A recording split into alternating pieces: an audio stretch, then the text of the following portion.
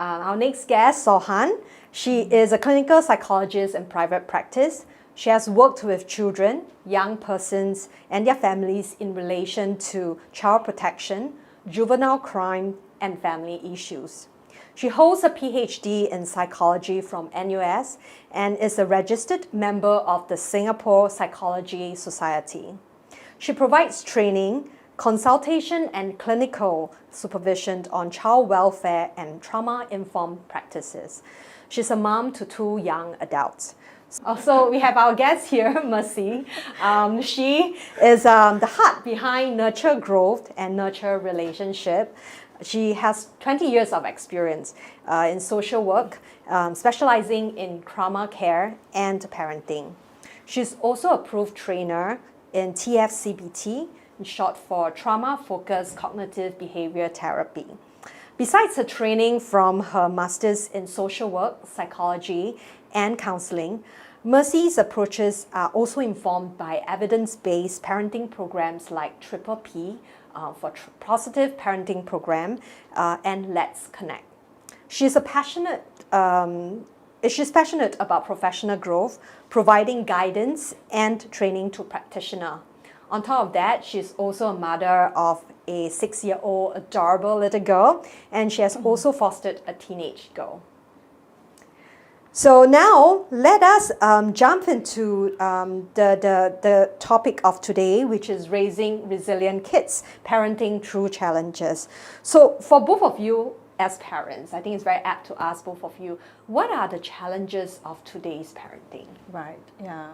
Personally for me, my child has difficulty learning Chinese in school. So that's one thing. And of course, the challenge of helping our children to navigate through social and friendship issues in school.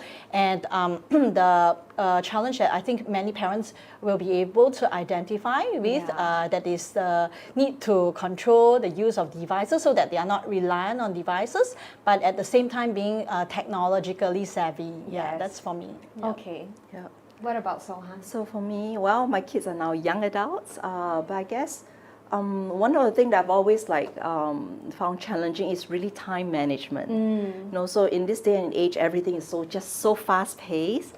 Being able to balance work and at the same time at home, being there for the children had always been an ongoing challenge, and something that we've always had to grapple with is how protecting our own family values. So for example, we don't really use social media at home. And recently I had a conversation with my young adult, and he was just saying how growing up, that was something that he had to navigate because all his other friends were on Instagram and all those, whereas he only started when he was about 16.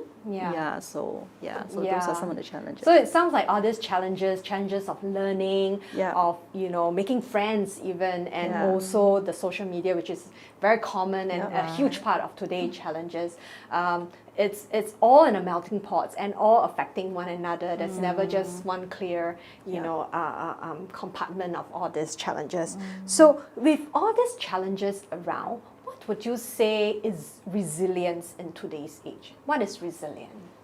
Resilience is the ability to bounce back from life challenges and the ability to tap on resources to recover. So I think to me, resilience is not just a trait. Nowadays how people kind of talk about it, it sounded almost like it's a quality that you need to have or a trait, but it's actually not. It's actually we're looking at behaviors, thoughts, and perhaps even feelings, right? When we face with difficulties, just your day-to-day stresses, having a deadline coming up, and how Mercy has said, right? So it's got to do with the behaviors that help us to bounce back or to manage these day-to-day kind of situations. So resilience is actually a very relevant trait, not a trait, but a relevant behavior that you have not only for big things and stresses that happen, but it's an everyday thing, right? So having set the stage of the topic that we have today, let us just dive into some of the submissions that we have from social media. So the first question that we have for the questions on how do we train, and whether, do we wait for something to happen in order to guide children to be resilient? What are your thoughts? Actually, my answer is that it's a combination of both. On one hand, it's actually possible to train resilience in children by imparting necessary skills, and healthy coping strategies, because that helps them, equips them to cope with adversities in life, right, and increase their adaptability. On the other hand, it's also very vital for children to experience our nurturance, our support and comfort when they encounter failure in life. And these will actually provide them with emotional fortitude to propel forward, with resilience in life when they encounter challenges. Yeah, so just to add on to what Mercy has said, so to me, I see parenting as like us providing a safe, and nurturing environment to help the children with developing like the fundamentals of a good enough life, right? So you're ultimately looking at like, can my child express his or her needs and get it met, right? And while being like respectful of other people's rights, right? And having like, the ability to build those enduring positive relationships, which hopefully as parents, we are the first, right? To give that Parents are positive, the first teachers. yes, we're the first teachers, and we're the first friends, actually, like the first positive relationship that they get to experience. Yeah. So from your answers, we can tell that it is actually you can help your children to build the resilience and before things happen, and provide that safe and secure environment for them to nurture and to grow. Right. Okay. So moving on to our next question. Does sleep training or letting a young child cry it out at night result in feelings of abandonment, or does it build resilience and better sleep in the long term? So for many young parents or parents with young children, I think dealing with when young children cry, especially at night sleeping, what should you do? So that was the question. What would be? Right. I think young children lack the ability to verbally express their needs, and so crying is actually primary means of calling for help. And there's many child developmental scientists that also emphasize on secure attachments, the significance of secure attachment and meeting the needs of these young children. So attending to like the child at night when the child is crying is actually pretty crucial. And that can ensure that it's also to ensure the well-being of the child, to just also make sure that there's no safety concerns. You want to address that at night. Yeah, so I think what many don't realize is like resilience. Part of resilience is actually brain health. Right? And like, how Mercy was saying, like, it is important to soothe the child. So, because like, if I'm upset and then, my parent comes and like, calm me down, it's helping my brain to be able to filter and to read the signal, it's all right. And so the alarm system in the brain won't be ringing and firing away, which then like can lead to like feelings of anxiety. Right, which is like, really I'm in danger, in danger. And which is totally counter, right, to what we're trying to do, like building resilience. So, so I think like, there's no right or wrong. Ultimately, it's also the parent starting to understand the child's signals, and like, and I think like in our earlier kind of like, discussion, we're talking about, maybe it wasn't so clear, but communication is key. So like by us, like, responding to like when they're, not so happy, or when they are in distress, and soothing them, we are actually also communicating and teaching them how to like ask for help and to have the reassurance, right, that their needs will be met. Children sometimes also experience nightmares or night terrors. So our presence will actually be very important to help them ease back into their sleep. Nevertheless, I do appreciate the fact that many parents may be wondering then how do you develop independent sleepers. I think that's relevant and important. And there are actually sleep training methods, that's a bit more gradual, you know. So that would mean that we can actually equip our children with self-soothing or even sleep-inducing kind of activities to help them settle back to sleep, even if they experience nightmares. So. Yeah, I think I like what both of you have emphasized about how, when children cry, it's their way of communicating to us their need for help, or they don't feel safe, they are scared. Because, communication is so different, whether it's a baby, a toddler, a child, or a teenager. It comes out differently and it presents themselves differently. So I think when we take it as a form of communicating, then we know that, this is like the word you use, a signal for adult as caregiver to do something for our child. All right, so our next question. Our children are growing up in times of greater exposure to media than ever before. How do we as parents build up their resilience and strengthen them mentally? So we know that in today's day and age, we can't run away from exposure to social media. So in today, and we can't fight them really, because we have, how do we live with them? So what are some ways, or do we build up children's resilience and also to strengthen them mentally to face the world out there?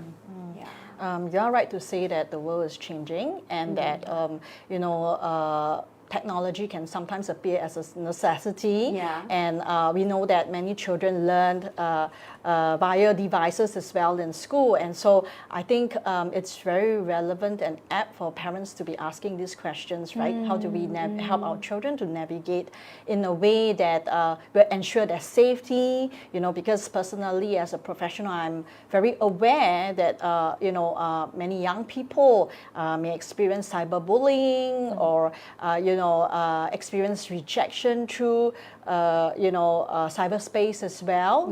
So to me, it's important for parents to have conversations with children, right, accordingly to their developmental stage, to create awareness, to educate them on cyber safety, and as well as largely like a big issue now towards excessive use of devices, So apart from being equipped with skills to know how to manage certain cyber situations, or even, for example, some cases where children experience other kids posting nasty remarks on media, and then children being able to know how to cope with those feelings. It will be important for children to know how to utilize strategies, and also that resiliency to bounce back from such kind of emotional setbacks.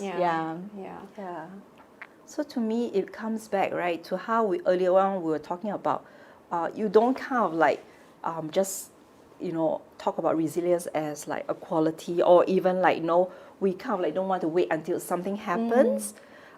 Then we talk about resilience. So I hope, everyone more or less is starting to know that part of resilience is building those important skills, from day one, right? So maybe when they are younger, we're talking about how they can manage their own emotions.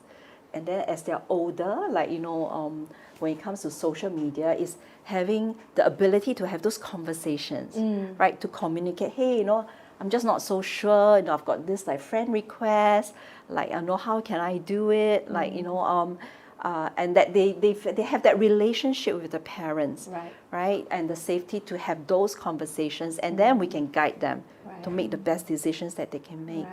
I think because a lot of us parents might think that, social media, my kids are too young for it. But hearing from both of you, it seems like it's never too early to start. As long as they are exposed to social media, whether is it, watching some form of cartoon animation when they are 3 or 4 or 5, all the way to an adult friend's request, or just knowing, how do I know if this person is legit? This kind of skills to discern, to know. and what to do, let's say if someone give a bad comment to them, how to deal with their emotions, right? It's actually very relevant to today's parenting. Yeah, absolutely. Okay, so now that we have answered some of the questions that have been submitted to us on social media, let's see if we have any questions coming online. Okay, so I think while we are waiting, maybe we can talk a bit more about what will be some takeaway that you will give to the audience that with regards to how do we then how does it look like having a resilient child because Mercy, yourself, you have a 6 years old, but and Sohan have 2 young adults. How does that look like at a 6 years old, having resilience? Right, yeah. So for me, I think, the qualities of being a contemporary parent would mean that I need to be more adaptable to the evolving changes in the world. And I think, remaining receptive and, having this attitude to learn and to grow will actually be very important, because that's literally encouraging myself to be a resilient parent as well. So my encouragement to parents out there is that allow yourselves to make mistakes and to even fail, but to pick yourselves up, because that will be important. And as for my 6 years old, yes, I think this is very very important to me, in this journey of equipping her to be a resilient child. So we do have conversations and connections, and personally I've equipped her to have a language of emotions, as well as to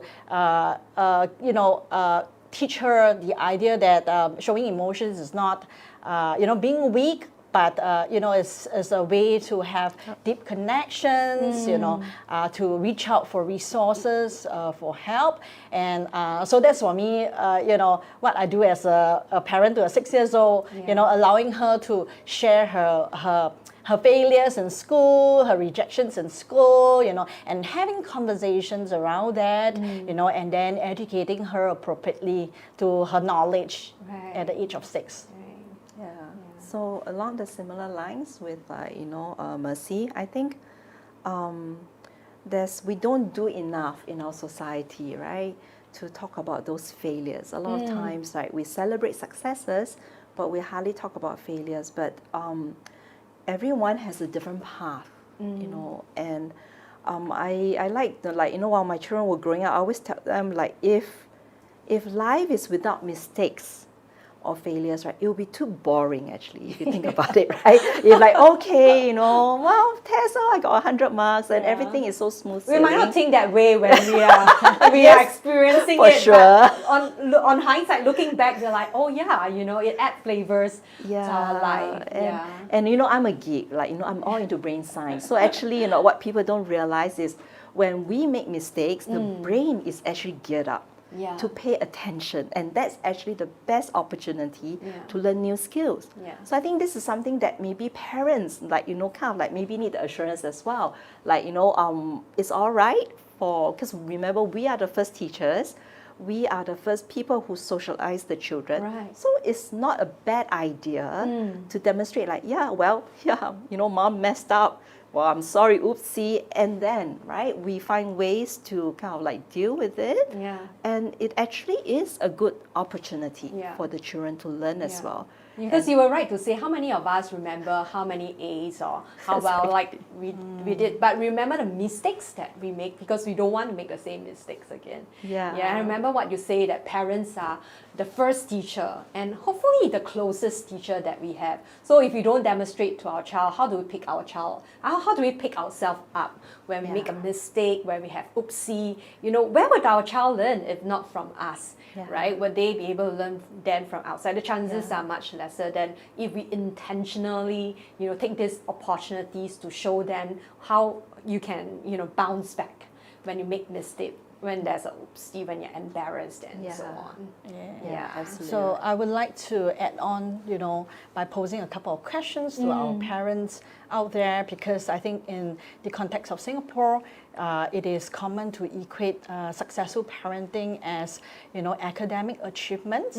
But however, my questions would be that, would we consider ourselves as successful parents, if we are able to nurture children, who are independent and, having this ability to tap on resources, to navigate through our complexity in the society, and, having coping skills, healthy coping skills to be able to bounce back from setbacks, being able to, nurture, grow, develop, help our children to develop to be, members of society, who can contribute not only to their families, but also back to the society, So, would we consider that, as we think about successful parenting? Right. Yeah. Because bringing up resilient kids is not a scorecard or a checklist, right? It's not even like an end product, but it's an ongoing process and journey throughout life, different stages and stations of life.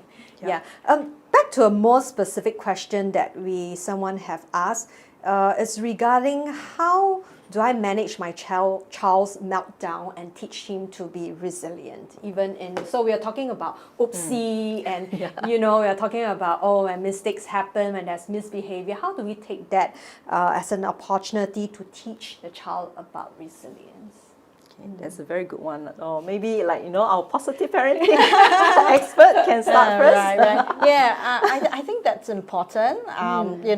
I'm not too sure, these questions,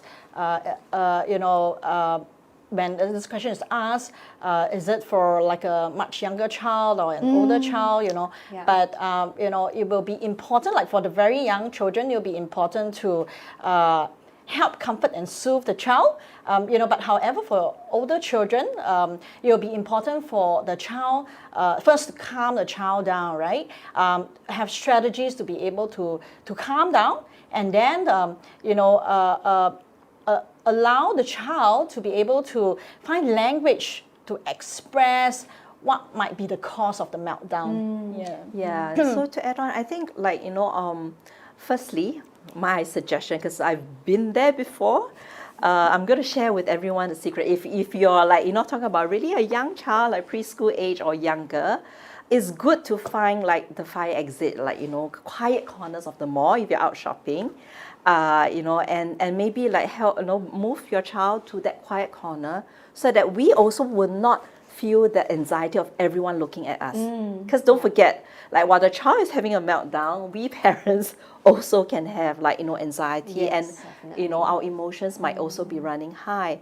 So I think the first tip would be to keep calm ourselves, because remember, we're talking about ourselves demonstrating the skills role of being modeling. resilient, role modeling. And then give like Mercy said, give the child the space. With younger children, it's always good to then help them communicate the feelings it looks like you're upset, because then that gives them the language, isn't it? When I'm feeling like this, I am upset.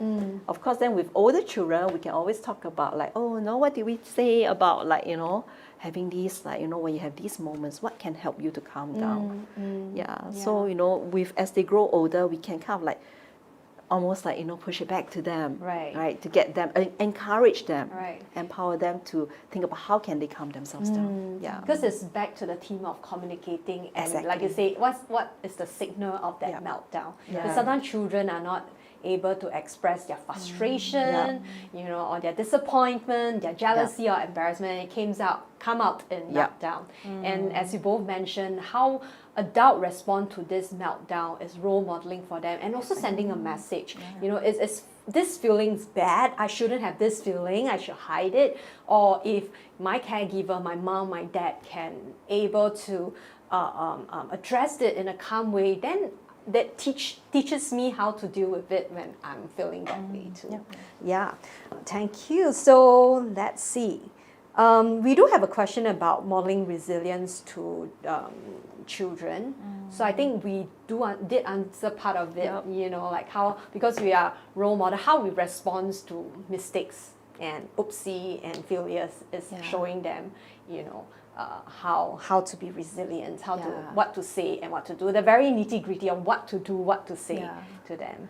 Can I add to that though? Sure. So I think like, you know, like when I look at myself and my peers, like, you know, as parents, sometimes there might be this question like, so do I show negative emotions in front of the children? Right? And I'm going to be honest, I belong to the camp where it's all right, you know, to show like, you know, I'm happy or I'm upset. But of course, like not to the point of like the adult having the meltdown, but it's like, you know, it's totally appropriate. Like raising your voice at the child because, you know, you were shocked or, you know, natural reaction actually. Yeah, so, and like, you know, and the most important thing is to like firstly cut ourselves some slack. We are human after all. I always like to tell people like, yeah, I'm a psychologist. Yes, I'm very much trained in positive parenting, but it doesn't mean that I won't raise my voice. In fact, when my son was 5 years old, one day he asked me, so what do you do, Mom? I said, well, I'm a psychologist, you know, I help children and family. And he said, gee, yeah, that's nice. Then why do you still get angry with me, right? So, oops, like caught out there. And to me, those are the precious moments. Those are the conversations that need to happen. And yeah, I mean, my answer was like, well, Mom is human too. Yes. Oh, but you know, I said like, you know, when I raised my voice, I said sorry really quickly after that too. So. But teaching them to say sorry, right? A lot of time parents think that we should not say sorry because we are the parents. But then where do our kids learn to say sorry from, not from us? You know, how do we demonstrate to them how to do a sincere apology? Where can they learn that from? But and don't get me wrong, because sometimes I get pushbacks, right, from like, you know, parents that I shared this with. Like, don't get me wrong, like the behavior expectations are still there. So you will have those conversations about like in our household, there's no like violence, like no violent language, for example, right? So you set these kind of like, you know, rules up, you know, that so that everyone is clear. And if anyone, including the adults, making like that kind of like, you know, you broke that rule, it's perfectly all right for us to say sorry. So I do think that you know, when parents are able to demonstrate authenticity, children mirrors that, you know, and it's about the message of teaching children to be congruent, you know, to be to have the courage to be able to just express how exactly they feel, you know, so to me, that is actually very important as well. So, you know, that ability to be able to demonstrate that and having conversations about that. And for me, even to my children, you know, I don't shy away from apologizing to them. And I know that, you know, traditionally our parents may not do that. And for me, you know, there were times when I even have conversations with my children on learning moments for myself, you know, how I may have not responded so well, like say in a public space, and, you know, we talk about, you know, reflecting about what we can do better. I think these are essential skills that can be helpful, you know, to teach children to self-evaluate and to be able to situationally evaluate as well. And they are important life skills for them to take away with in life. So not just being embarrassed about situations and just sweep it under the carpet, but to have a safe space to be authentic and to talk about it is also a very important opportunity for role modeling resilience. Okay, we have time for some more questions, and the next question is then what should I do if my kids give up easily? You know, they just like, oh, oops, and I'm not going to try again, too embarrassed. Like, what can parents do if kids give up too easily? Maybe I can share like personal examples. Like my child finds learning Chinese very difficult, and it is true that her kindergarten has raised, you know, quite a high standard in the learning of Chinese. and so it can be a struggle, like when she's doing her Chinese homework and things here. And so in order to help her not give up easily, because there were times when she literally wants to give up doing her Chinese homework, I do sometimes introduce incentive, break down the task into smaller pieces and bite size, and always, have little moments of celebrating their successes and, giving their affirmation to encourage their efforts. I think that's important. Yeah, because I know that there are also some concerns about overpraising children. Yes. So my way of parenting my child is to actually affirm their efforts. Yeah, it's to totally put the limelight on the efforts rather than the end product and the end goal. Yeah, so I totally echo that. So like in our family, we celebrate right after they finish the exams. So it's not when the results are out, but it's the moment when they've completed the exams. It's like, well done, you've studied hard. Let's go and have a nice meal. You run right? the race. You finish the race. Yes. Thank you for not giving up, Yes. right? And and for keeping at it even when it's tough. So I think these are some really important. And I think sometimes parents ourselves, that again, I think partly is also to reflect about ourselves, right? How perhaps then rather how Mercy has shared, to break it down into smaller steps. But in order to do that, we need to be patient. To remind ourselves that, it's the adult brain looking at it. Yeah, it may seem like very easy. What is there to to worry about? It's 10 words only, but to each child, especially if it's a child with some learning difficulties, even one word, right, can be challenging. Yes. And so, and it's human, right? When we fear failure, when we feel like we're being judged, when we perceive that we're being judged, oh, how come you can't do it? Then there is a tendency to say, oh, gee, this is too hard. I'm going to give up.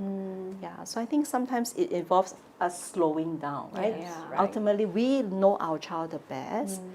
Think about what about flipping it the other side? What helped them to be motivated? What are they interested in? Maybe we can start from there first and then encourage them. I think there's also this cycle of anxiety that can spill over. And I think I can identify with many parents out there. There's always this sense of anxiety when it comes to learning, But however, I think it might be really helpful to recognize and what Sohan says, right, slowing down and then, kind of reflecting how our anxiety plays out, because that's also a way of teaching children, how to manage their emotions as well. I like what you say about, slowing down and reflecting as an adult. What kind of messages we are sending to our child, sometimes it's just a simple facial expression or a very harmless question that we ask already send the message to a child what to expect. But having said that, I just want to really emphasize that, you don't have to feel so guilty and not at feeling all. so like you have done so wrong. And, when you make mistake as parents, it's always a growth journey. Totally, right? Totally. So, a couple of years back, I got, I had a teenager saying, Mom, that sounds emotionally pressurizing, right? And this is professional here. Yeah, but, I guess I share this to really emphasize at Mercy's point, hey, we are growing ourselves too. At the beginning you were talking about journey. Yes. I mean, it is a journey with our children. No one is born knowing how to parent. No book will prepare you enough for a parent. It's really a journey to figure out and actually to celebrate even little oops that we make, because that's going to be more memorable and more meaningful than all the perfection that we don't see. To add on, I just remember as Sean shared about how she celebrated moments of milestones, right? Having accomplished the major exams. For me, I remember celebrating with my foster child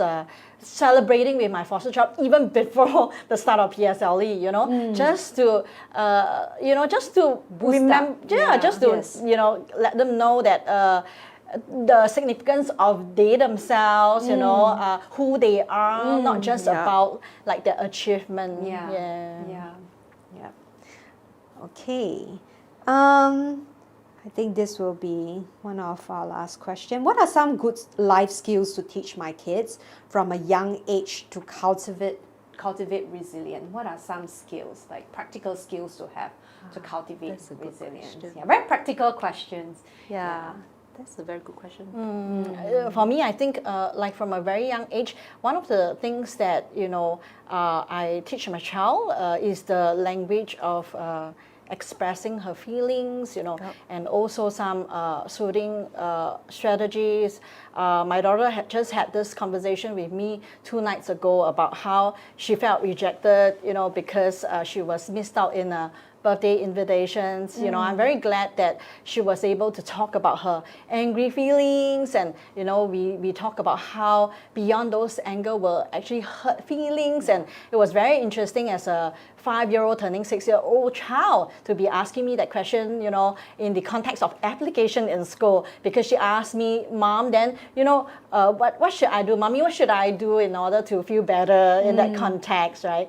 Yeah, because she's just sharing how she needed to pretend, not to have these feelings of anger, so that she will not break down in the presence of her friends, So I think those skills are important, and as you allow that deep connections with your children, it actually allows them to open up and talk more, and that's where that holding up that space, and then listening in, and then navigating through how the issues can be resolved, or any other skills that the child can be equipped, can be a way of empowering our children towards a path of resilience. Yeah, I hear the intentionality to talk about having open conversations about difficult feelings and difficult times. I think it take a step, the first step to model and to talk about it before children feel safe enough to talk about all this. Yes. Yeah. So to add on, I think oftentimes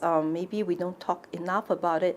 The very first things would be routines, which actually we kind of we kind of take it for granted. Yeah. But it is important for children from young to know, okay, there's a time to sleep, and sleep is important for brain health. And and that actually sets them up, later on when they go into schools, to be able then to keep to timelines, and so I think those are some of the really basic skills that we can help to inculcate and to develop from young. Plus, actually, for very young children, if we talk about the brain health and resilience, having that structure gives them the sense of security, as we all know. The expectation from the of what's early child. happening. Yes, yeah. So, and the other thing I think, to add on to what Mercy has shared, is also the ability to keep calm. That means having the strategies, right, to calm themselves down. So it's about being aware, hang on, I am starting to feel anxious, and I think I need to give myself some space, right, to calm down. I think these are some of the other basic skills that it would be good to start from young. Apart from skills, I think the way we create our environment would be very important as well. Apart from ensuring that we provide a safe environment for our children, it would also mean that it'll be a bonus for parents to be sensitive towards your family climate and rhythms, because those are important things as well. Maybe you would like to say a little bit more about family climate and family rhythm. Right, so it's that sensitivity towards the tone, emotional atmosphere and tone in the family. What is that family rhythm? Or the pace. Yes, what's is that pace? everyone in a hurry, or yes. Do you have time for me? Yeah, so is there a lot of emotional tensions?